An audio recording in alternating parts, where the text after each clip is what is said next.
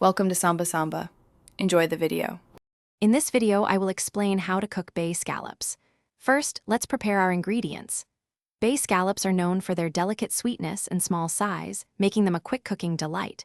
Before you begin, it's crucial to pat them thoroughly dry with a paper towel. This simple step ensures you'll get a beautiful golden brown sear, enhancing their natural flavor. We'll be using 1 pound of scallops, 2 tablespoons of butter, 1 tablespoon of olive oil, and a pinch of salt and pepper. Now, let's get that perfect sear. Place a heavy-bottomed pan, ideally cast iron, over medium-high heat. Once hot, add 1 tablespoon of olive oil and 2 tablespoons of butter. The combination of oil and butter helps prevent burning and adds a rich flavor. When the butter is melted and just starting to brown, carefully place your dried bay scallops into the pan in a single layer, ensuring they aren't overcrowded. This allows each scallop to make direct contact with the hot surface.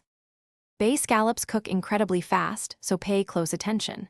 Sear them for just 1 to 2 minutes on each side. You're looking for a beautiful golden brown crust. Overcooking is the biggest mistake, as it turns these tender morsels rubbery. During the last 30 seconds of cooking, sprinkle them with a generous pinch of salt and freshly ground black pepper. This quick cooking time ensures they remain succulent and sweet, bursting with flavor in every bite. Your perfectly seared bay scallops are now ready to enjoy. It's essential to serve them immediately to savor their delicate texture and sweet flavor at their peak.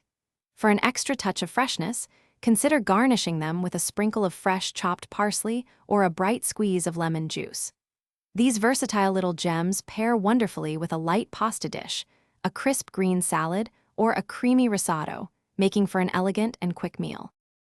Thanks for watching. Consider subscribing if we helped you.